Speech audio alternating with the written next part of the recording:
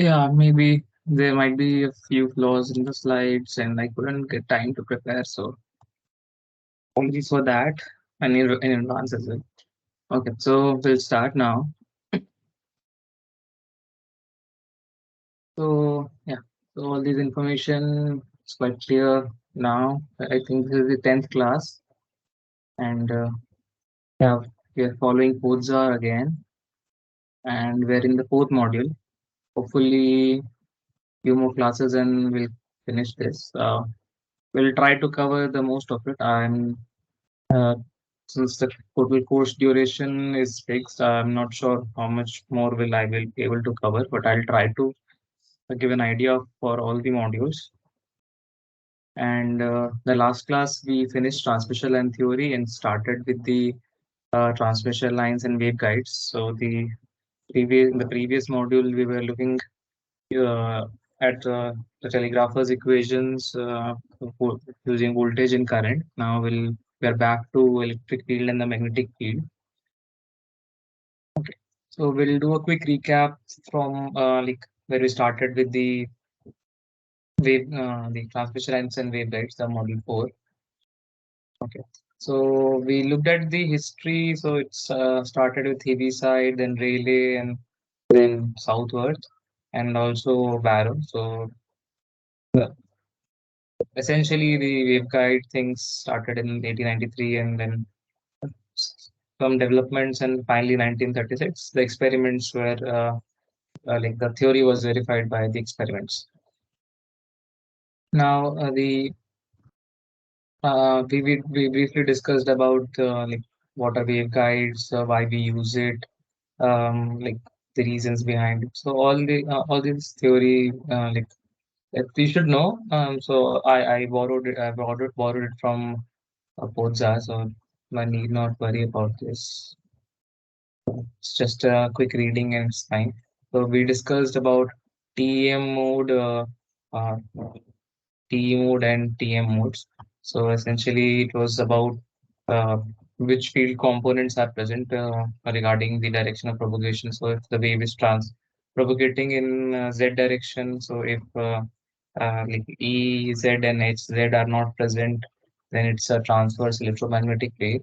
Uh, if transverse electric is when you don't have the H when you don't have HZ, but you have EZ. No, sorry, when you don't have EZ, and transverse magnetic is when you don't have HZ. And we looked at the two conductor and transmission line and closed waveguide structure.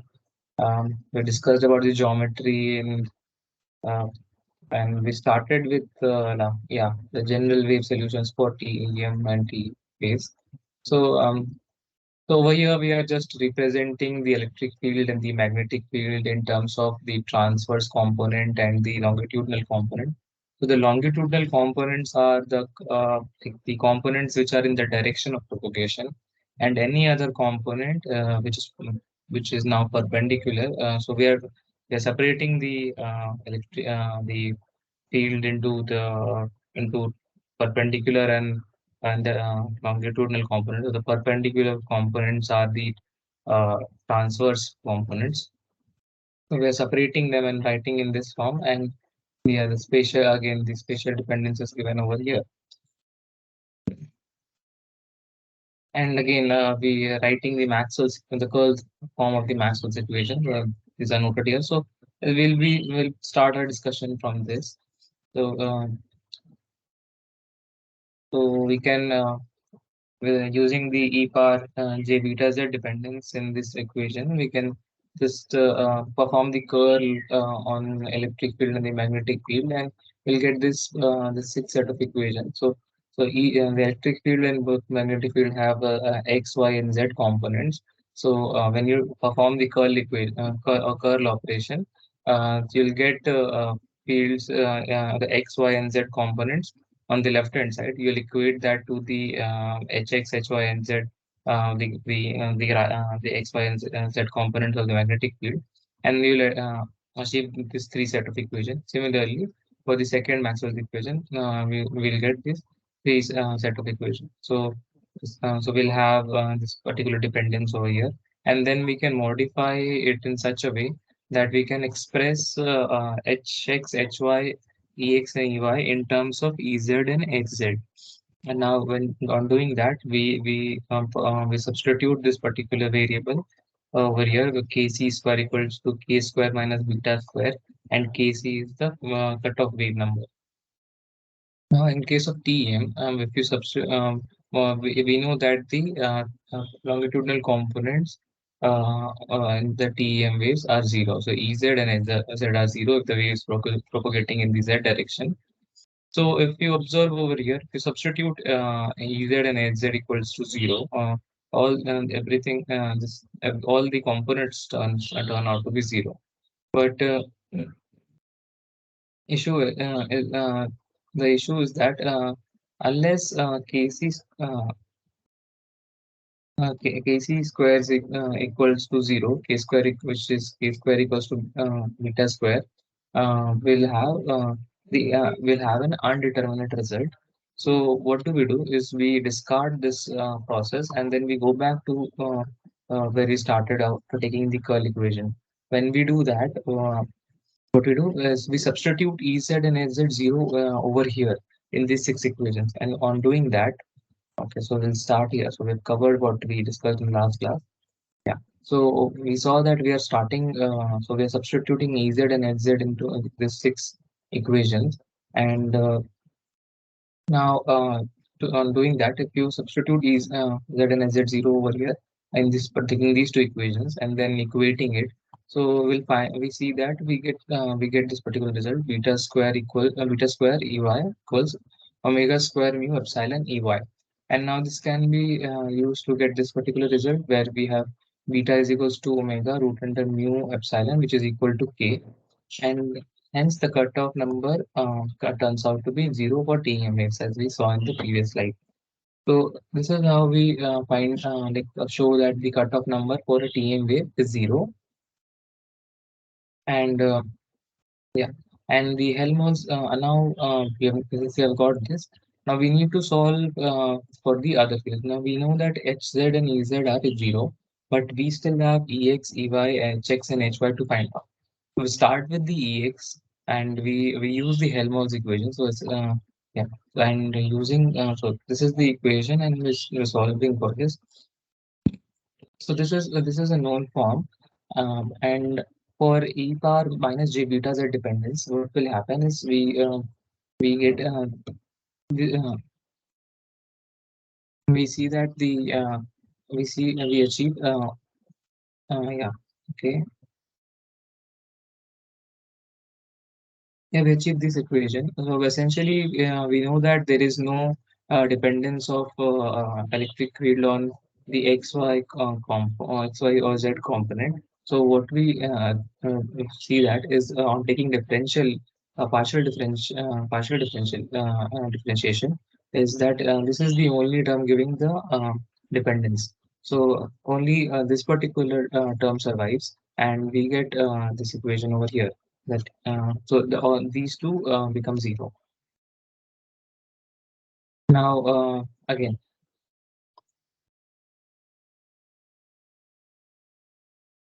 yeah. So essentially, we what we are getting is that but the product of these two terms is equals to zero. Uh, the the x dou by dou x square plus dou by dou y square into ex equals to zero, and a similar result applies to ey as well. So all this thing can be again done for ey as well, and yeah. So when we have got this particular result over here, and now again going back to this particular form when we express the electric field and the magnetic field in terms of the longitudinal and the transverse components. So this is transverse component, this is longitudinal component.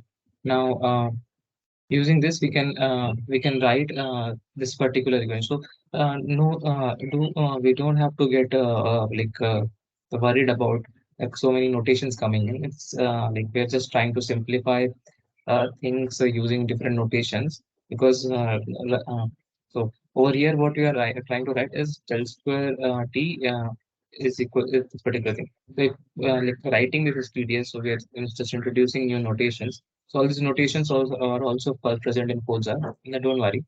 So it's just that this is we are trying to write the Laplacian over here for the electric field and the magnetic field. So E bar and H bar is nothing but again this E bar and H bar just expressed under different coordinates. Uh, yeah. So we just showing that this particular form is Laplacian, and a Laplacian is if you express a particular equation in Laplacian, the solutions are known. So we're just trying to do that. The electric field can be expressed as a also. So yeah, so this is something we already know that the electric field is can be expressed as the gradient of the scalar potential.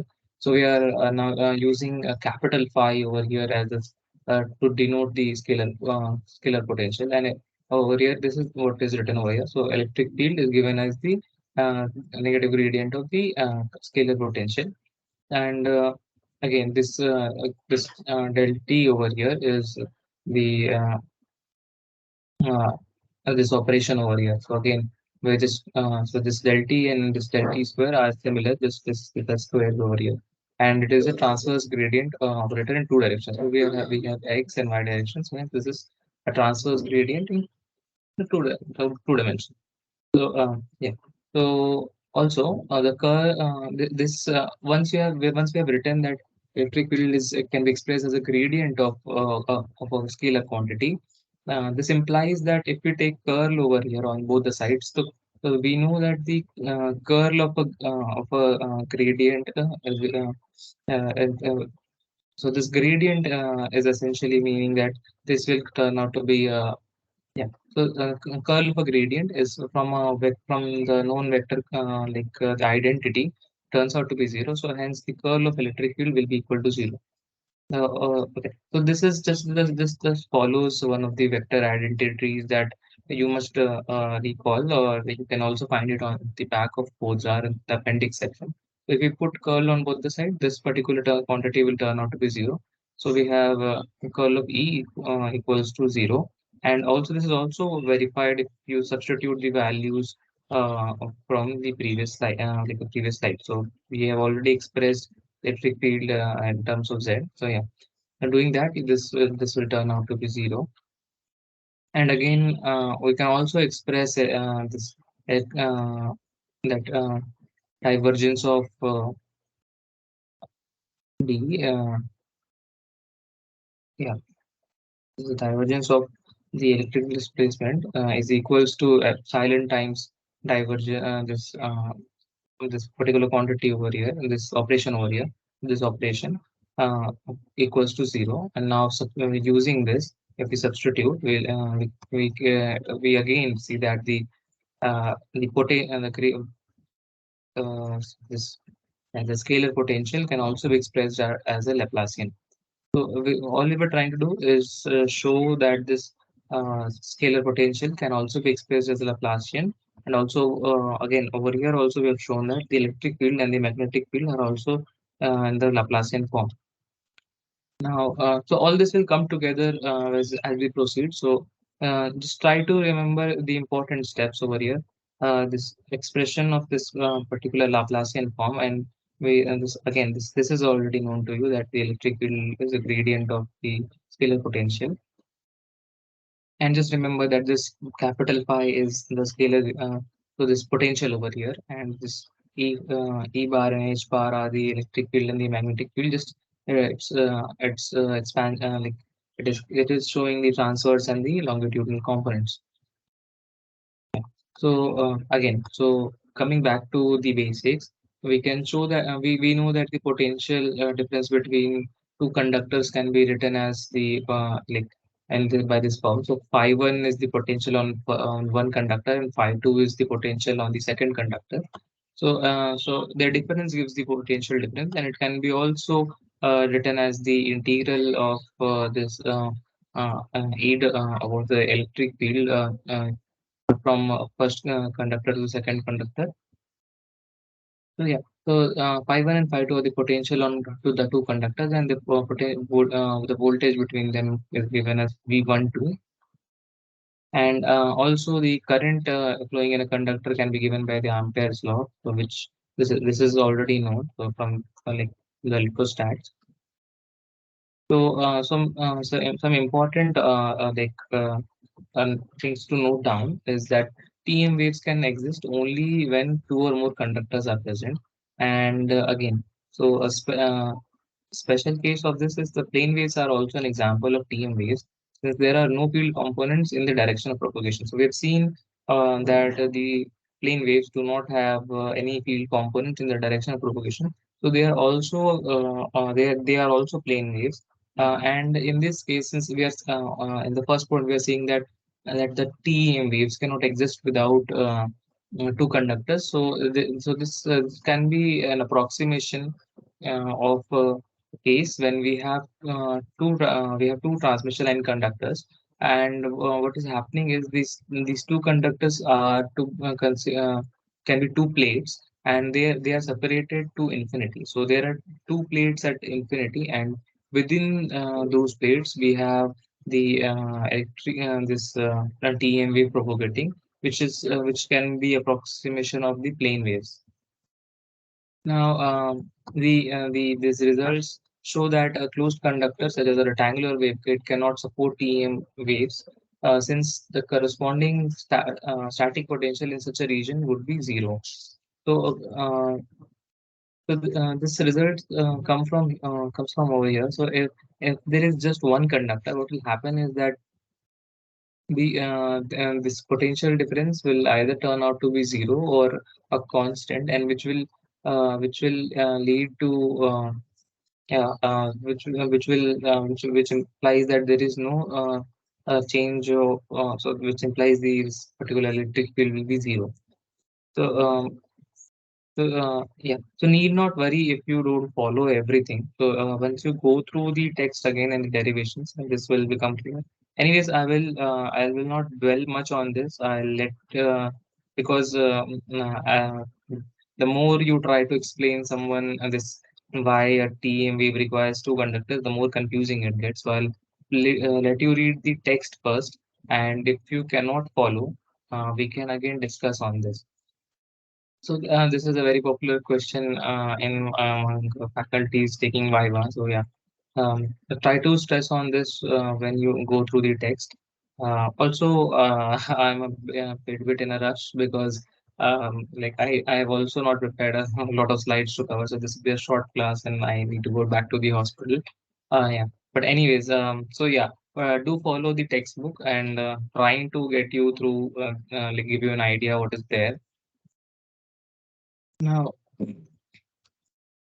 Now, once we have solved for the electric field and the magnetic field using the Helmholtz equation and the Laplacian, so we what we do is we can find out the wave impedance.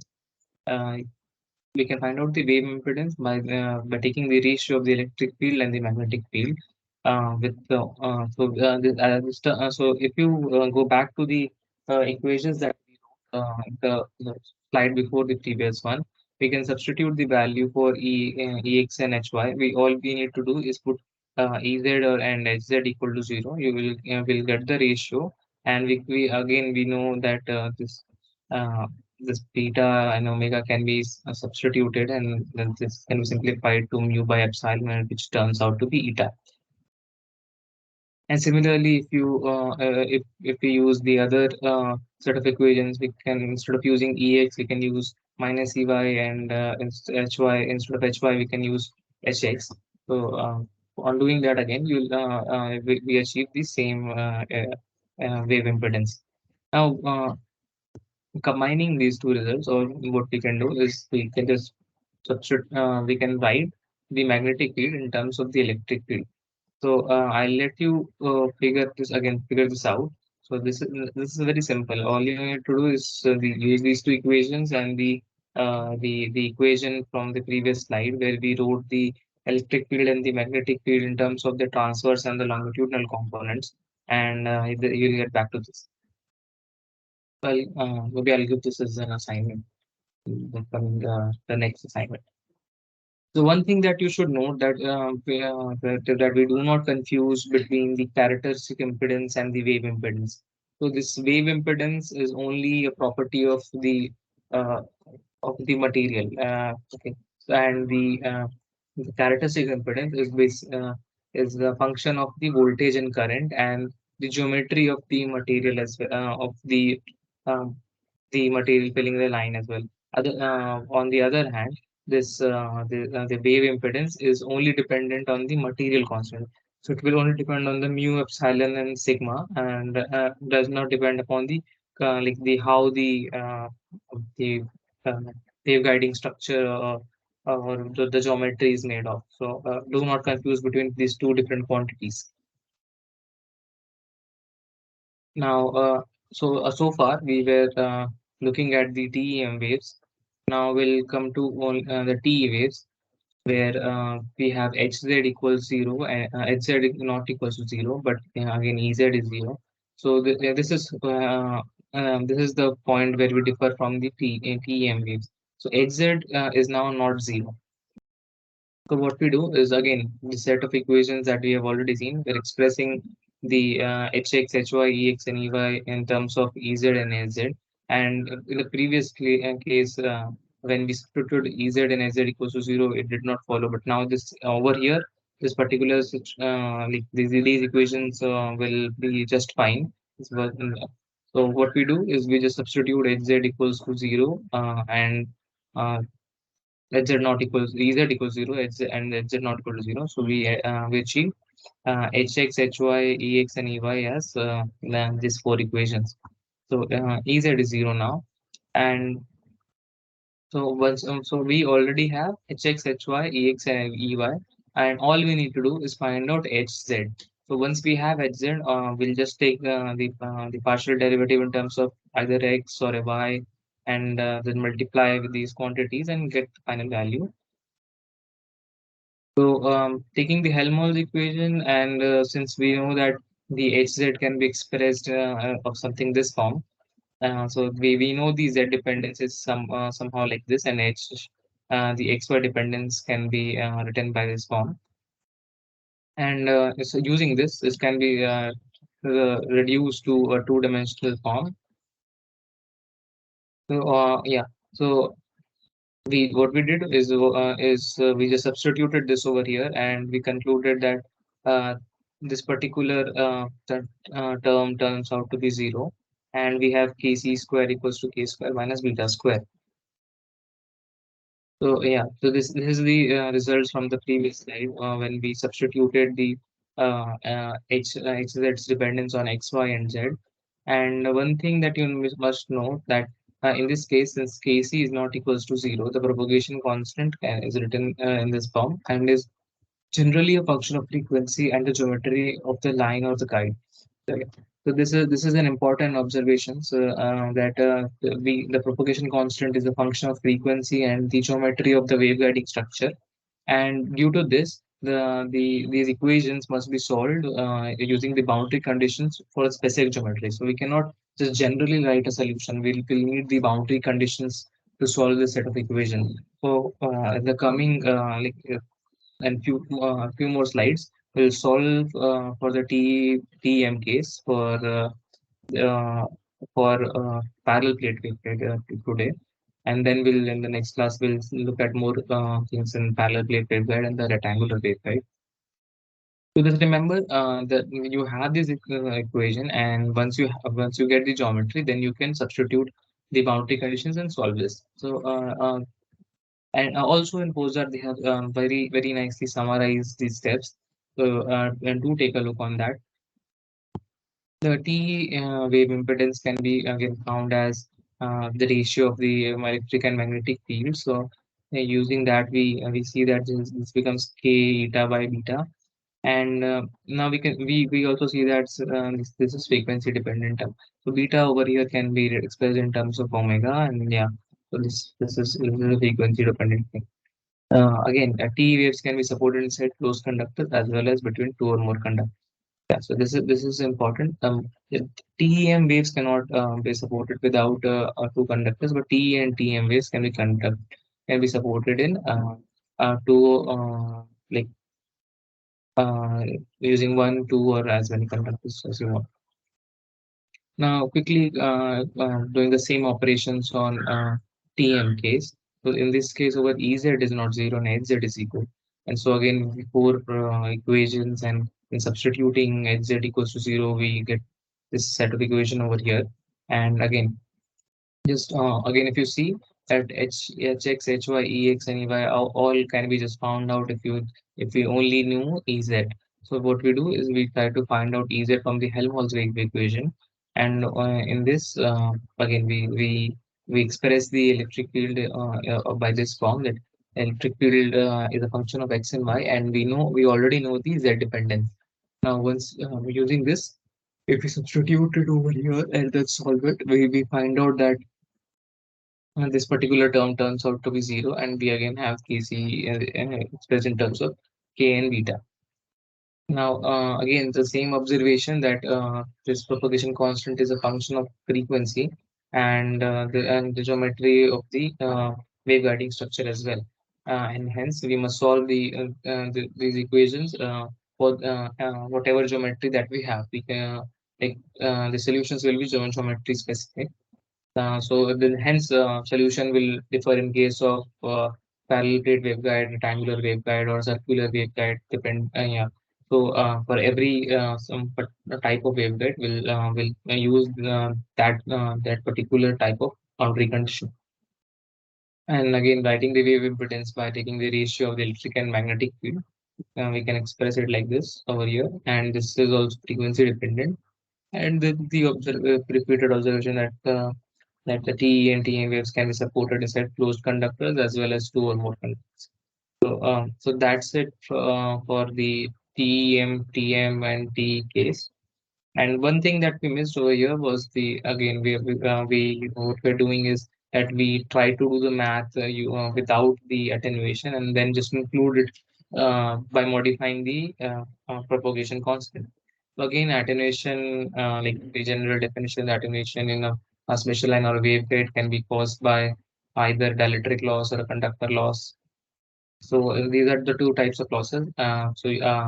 And we have already discussed, I think, that the dielectric losses are due to the polarization of the media and on similar lines, and the conductors losses is due to the resistance or the conductivity, finite conductivity. So these we can denote these two different kinds of losses using alpha D and alpha C, where alpha D is the attenuation constant due to the dielectric loss, and alpha C is the attenuation constant due to the conductor loss. And the total attenuation constant can be given by alpha is equals to alpha D plus alpha C. Now, so at that this attenuation constant caused by the conductor loss can be calculated by a method called the perturbation method. Just a second.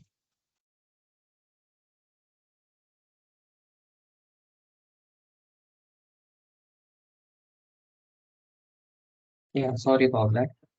So the conductor loss can be calculated by using a method called the perturbation method. And what happens? So I so this particular method is not on the scope of this particular course, but yeah, it is there in Podzar, and it is 2-3 pages of Podzar.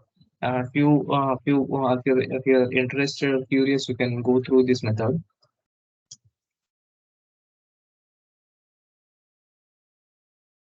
So everything you'll be able to follow it just for the to save time. Just skip this, and so there's not this won't bother you much. But yeah, if you want, you can go through it. And this loss depends on the field distribution in the waveguide, and must be evaluated separately for each type of transmission. So yeah, this is a saying that these losses are dependent on the geometry of the waveguide, and hence for every waveguide that we'll have to calculate it. Now, the however, for the case of this uh, electric loss. So, if there is air, then you know that as an air dielectric, it is lossless or has very low loss. So, but if it is not air and it has some homogeneous dielectric, then the attenuation will be due to the lossy nature of the dielectric material, and which can be calculated from the propagation constant. So, so there are techniques in by which you can measure the propagation constant in the waveguide, and then you can find out the this particular at you can, you can find out the propagation constant and then the attenuation constant. But again, you should note that we are just dealing with homogeneous dielectric over here. So if the waveguide has inhomogeneous filling, and then all these math won't really work. Maybe in that case, we can rely on some computational modeling techniques. So now we can again represent write the complex permittivity by this particular form where we have this the attenuation, we have the attenuation due to the dielectric loss and the propagate and the phase constant over here, and which again we can write the gamma as root over kc square minus k square. Again, including this inside the then we can again write this over here where delta is the loss tangent. Yeah. So so for and in most cases, so okay, we skipped some steps over here. So if you try substituting the values for k over here, we will end up with something that looks like this. So some steps are skipped. Maybe you can try doing that. Anyways, so when you achieve this, all you see over here is that this j tan delta term, which is the imaginary part, and again, so if this tan delta is much smaller than one, so it essentially means that we have very low loss, and which is true in most practical cases. So again, this particular term can be simplified using using the Taylor's expansion. So we had this observation from the previous slide, and then this is the approximation that we are performing using the Taylor's expansion. And this is true. So this particular expand relationship is true when x is much smaller than a, where we have x has 1 and a as minus j tan delta. So using that, we can we write in this form, and then we can again perform approximation on this to get this particular form, and again we can simplify this back to over here, and what we are substituting k c square minus k z square equals to j beta. So this is the formula we use over here to achieve this particular expression.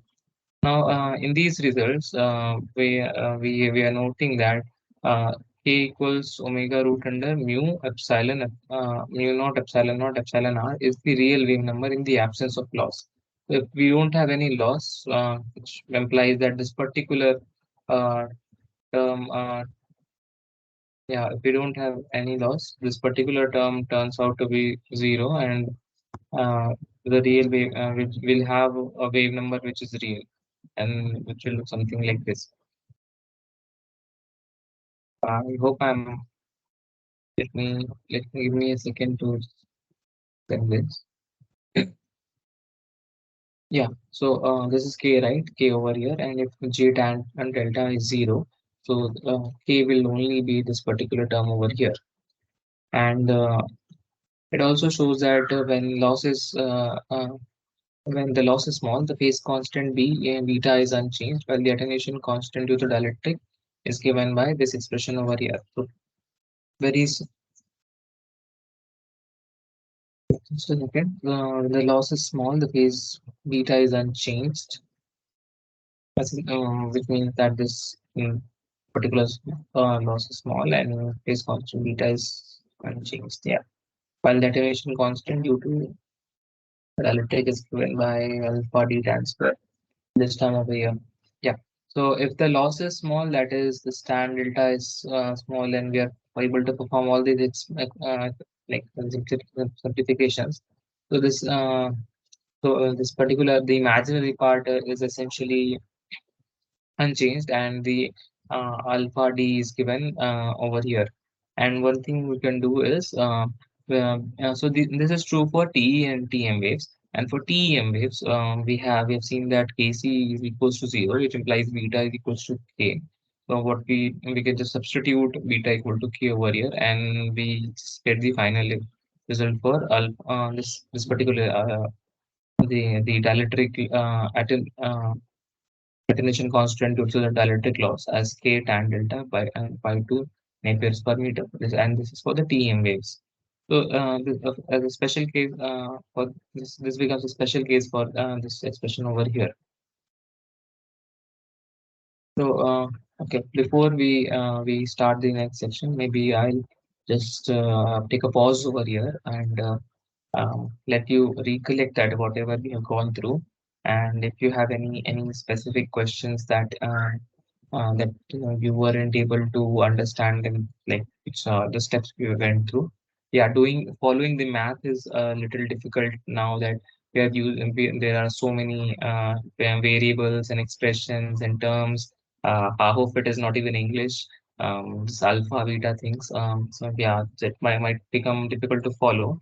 But if you are able to follow, like just remember the latest variable that we are dealing with, and if you yeah, and you see what is happening to that variable, you might be able to follow like which variable that we want. So it's all just putting things on the right hand side or the left hand side, or taking a root or using the Taylor's expansion or something.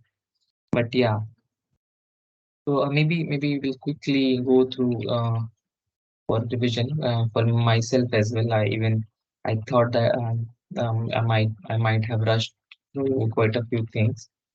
So yeah, maybe we'll do that. Yeah. So we started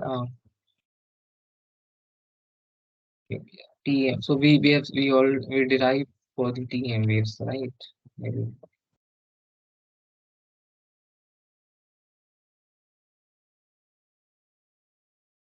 we went through quite a lot of slides in such small time. Okay, so we will quickly revise all the things that we covered now. So we started with the TEM waves, and we performed the curl operation on the Maxwell's equation.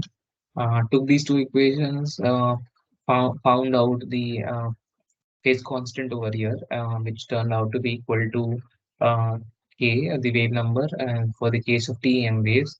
And now we see the cutoff wave number is 0, and hence and now we are trying to find out the field Ex using the Helmholtz wave equation. And we know that the dependence of Z is of this particular form. So we, uh, we try to calculate del squared by del Z square Ex, and we achieve that this minus beta square Ex equals to, and we know that we've seen that this beta is equal to K, then we can write this particular term over here, term like this. So using this term over here, so this particular, essentially this says that this particular term combined with this is equals to minus KEX, and this particular term multiplied by this equal to K square EX. So these two terms will cancel out, and this particular means that this expression turns out to be del x square by del y square uh, EX equals to 0. And we can do the same thing for EY as well. And now using the initial form, like we are trying to express the electric field and the magnetic field in terms of the transverse and longitudinal components, we can write them in form of Laplacian, and this is how we are writing the Laplacian over here. And from our knowledge of electromagnetic theory, we know that the electric field can be given as a negative gradient of the scalar potential, and and and over here, this particular term is defined as this operator. This particular operator is defined like this. And we know that if the curl of a gradient term is equals to 0, and similarly, hence the left hand side also should be equal to 0. So the curl of electric field becomes equal to 0. And using this particular the definition on this, we see that the best scalar potential can also be written in the Laplacian form. Now, we know that the potential difference can be calculated like this, and the current can be calculated like this. And we discussed that TMAs cannot exist, can exist only when we have two or more conductors. Then we found out the wave impedance for electric and magnet by using the ratio of the electric to magnetic field. And we again express the magnetic field in terms of the electric field as a cross product with the direction of propagation. Now, also we stress that we should keep in mind that this wave impedance is different from the intrinsic impedance of the media. Sorry, the characteristics impedance of the media. Then we went to the special cases of T waves where we have Ez only 0 and Hz not equal to 0. And then we took this set of equations where and we made Ez equals to 0. So all these terms became 0, and we got this four equations, and we see that all of them can be found out if we knew Hz. So we use the Helmholtz equation to find the Hz, and we again know the dependence and the z direction. Using that, we get this particular relation or the observation over here. And one thing that has to be noted that this Kc terms this Kc term is not zero, and the propagation constant over here is a function of frequency and the geometry of the guide. So all this has to be solved for the particular geometry. So and based on that geometry, we'll get the boundary conditions. And again, the D wave impedance can be expressed as a ratio of electric to magnetic field, which is written over here. Similar operation was done for waves where we had Ez not equal to 0 and Hz equal to 0. And again, over here we see that all of them can be expressed in terms of Ez. So we try to find out Ez, and the same operation goes on. And then we also this is also geometry dependent, so we have to be careful while writing the boundary conditions and the wave impedance for the TM case. Then we looked at the attenuation due to dielectric loss, and we discussed what the kinds of attenuations we have, the dielectric loss and the conductor loss. So, and we wrote the expression for the complex propagation constant. And over here we are assuming that that most materials are small losses, and we're simplifying this expression over here by using the Taylor's expansion. When using the Taylor's expansion, we do a number of mathematical approximations to achieve this result over here. And in this results, we observe that this is the real wave number in the absence of loss. And and for small losses, the phase constant remains unchanged. So the phase constant is over here, this remains unchanged. And we have this attenuation constant to the dielectric loss is given over here, which is written over here. And then again, we can make this k equal to beta for TEM lines, and we can get the attenuation constant due to the dielectric loss for TEM waves. So that is all. Now, okay, so I think I gave you a gist of how we went through. If I'll pause now, I'll stop talking now, and if you have any questions, we can take maybe in the next 2 minutes. Uh, so I'll be back. I mean, if you have any questions, you can raise your hand and we can interact, or you can type the question in chat. I'll be back in 2 minutes.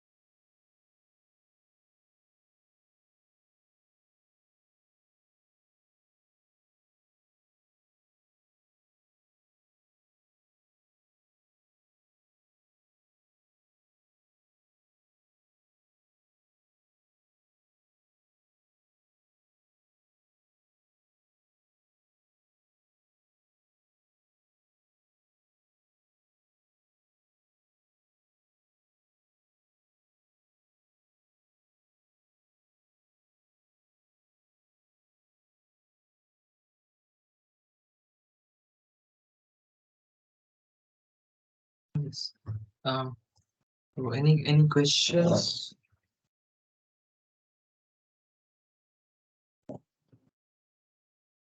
Yeah. Maybe not. Maybe because I flashed through quite a lot of bits. Um, you can refer to the textbook and get back to me.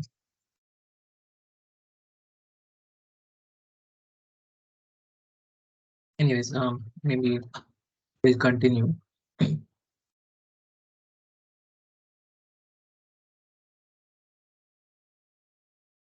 So the next topic that we're starting is parallel plate wave guide. So we in one of the slides before we just discussed that the, the plane with waves can be considered as an approximation when we have two parallel plate wave guides. We have a parallel plate wave guide where the two conductors are separated by infinite distance. So let's see what that is. So the parallel plate waveguide is one of the simplest type of waveguide that can support TM and TM modes. It can also support TM mode since it's form of two flat conducting plates or strips as shown in the figure. So it has two conductors, which is the necessary criteria for TM mode, and this is how this looks. So this is an actually an idealization case that like which you're considering over here. So is we're assuming a semi-infinite pair of conductor. We believe that it extends infinitely in the minus z direction and the plus x direction. Uh, so okay, in this case, this we have this W as the limit over here. But yeah, so so we're just assuming that it extends in the negative z direction infinitely. And but its operation is very similar to the other waveguides, and it will help you in understanding how they work. And yeah, so this is very similar to the strip line, which is a type of like PCB based waveguide structure. Okay, so in this particular geometry over here, we have the strip width as W, which is assumed to be much greater than D. Yeah, so this D is very much smaller than this W, so that we don't have any fringing fields or any X variation, which can be ignored. So the fringing fields, maybe I'll quickly tell you. So we are assuming that if we have electric field lines, so they will all be like this. And what happens if is if we have if this particular gap is more.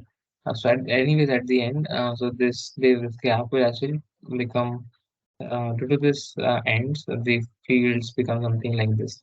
So this thing is called fringing field. So if this is much small, so this particular fringing will be very less, and at some distance, this will become weaker and weaker. But if we have two very large plates, so the fields will be like this in the center, but at the ends, it will become very much like this, and it will be very strong as well. So it will be a so this will account for actually a larger portion of the fringing fields. The calculations or the approximations might not be correct in that case.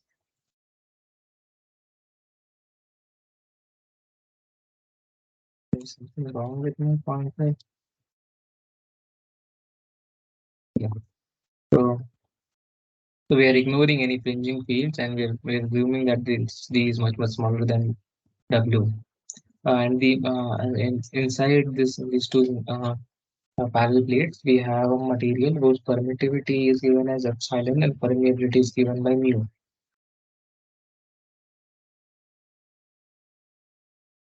So we'll just look at the TEM mode today, and then we'll end the class.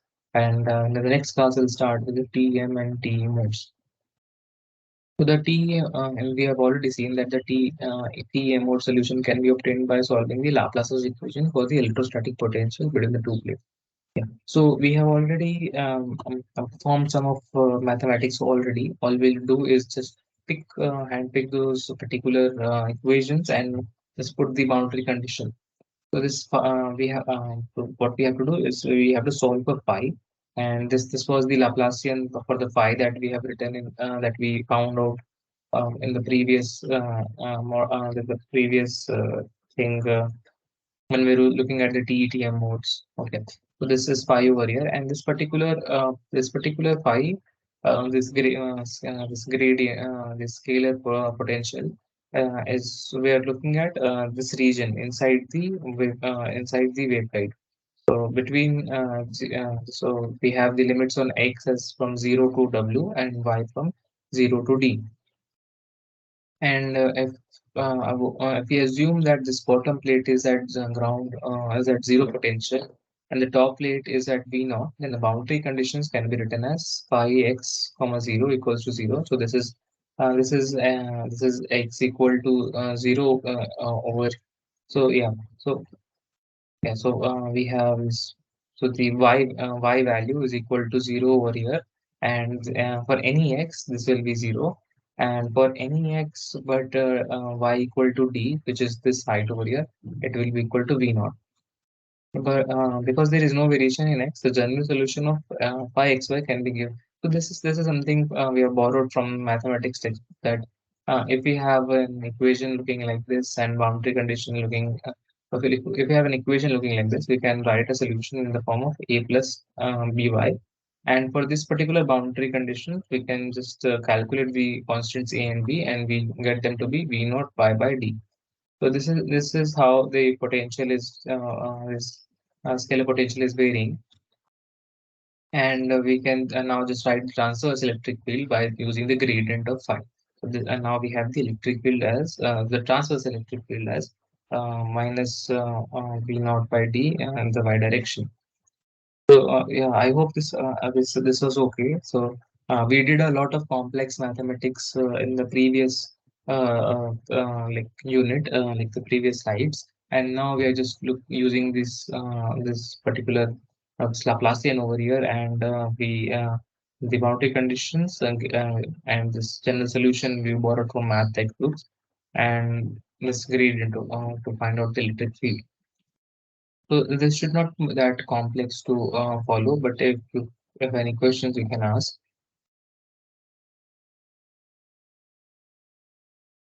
Okay, otherwise we'll proceed.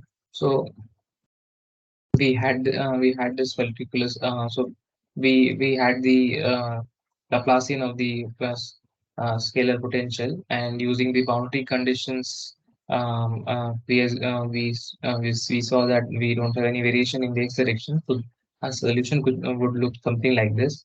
And using the boundary values, we wrote the we found out the solution for the the scalar potential, and using that we found out its gradient and wrote the transverse electric field value, the expression for transverse electric field.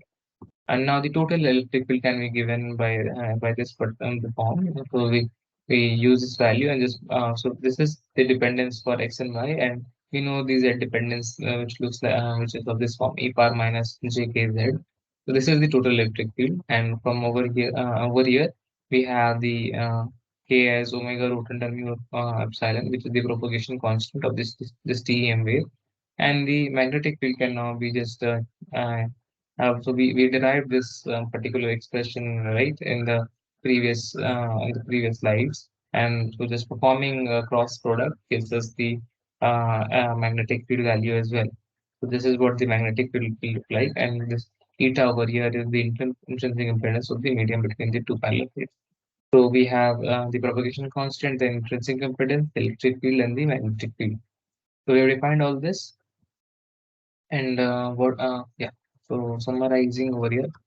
So two more things to do. The voltage of the top plate with respect to the bottom plate can be calculated using this particular integral from starting from y equals 0 to d. So y equal to 0 is over here, d is over here.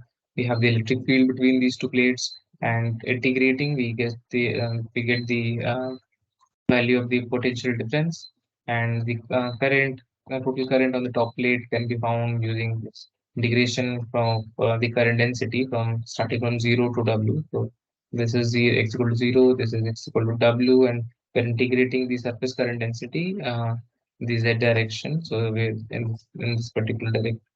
So the current flowing in this direction multiplied by the z. Yeah, and substituting the current density over here, and this integrating, we get this value over here. So the current is given something like this. And now to find out the characteristics impedance of the strip line value, so we just take the ratio voltage by current, and we find out to be equal to eta d by W. So this is all dependent on the geometry of this particular system. You can see that this is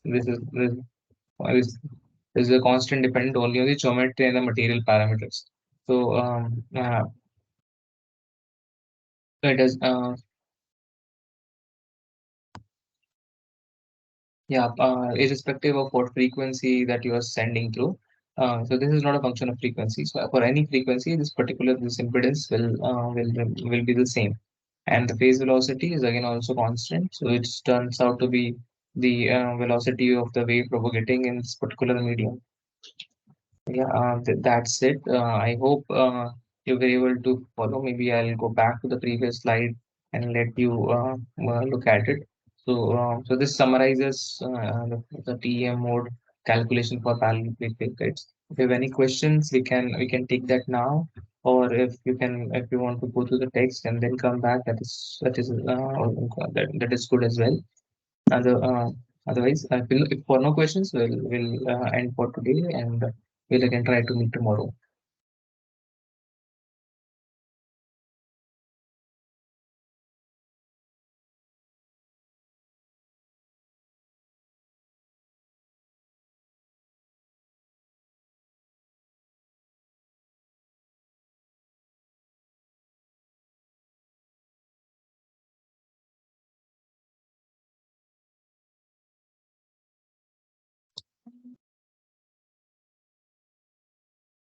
Okay. So maybe we'll end today's class. Um, we just we finished this general solutions for TM, and TM wave, and we started with the parallel plate waveguide.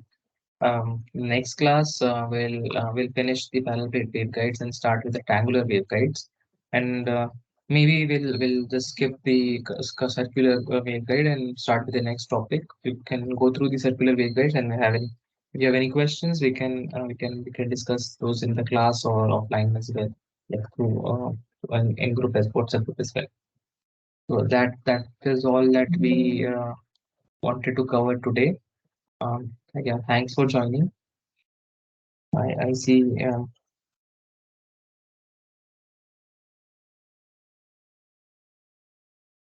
Any questions when I see you're typing something?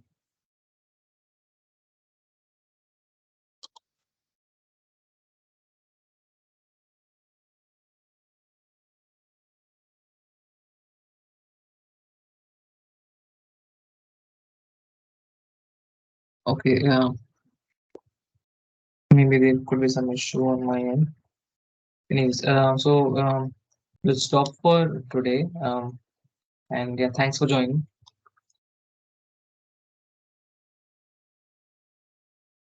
Any questions when I saw you were typing something? Maybe if you have, you can unmute yourself and ask.